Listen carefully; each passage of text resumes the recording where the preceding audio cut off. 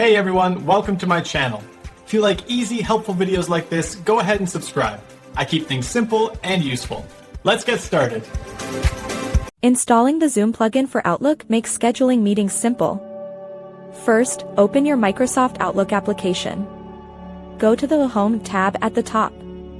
Find the Get Add-ins button, sometimes called Store, and click it. This opens the Microsoft App Store within Outlook.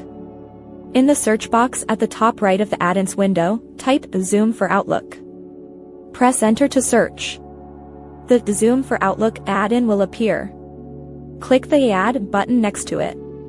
A confirmation window might appear. Review permissions, then click Continue or Install. The plugin will begin installing. This usually completes in a few seconds.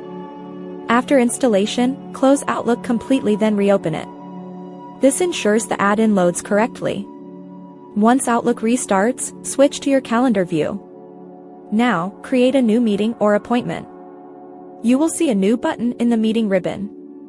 It will say, Add a Zoom meeting, or Start a Zoom meeting. Click this button to add Zoom details to your calendar invites. If prompted, sign in with your Zoom account. This links your Outlook to your Zoom profile.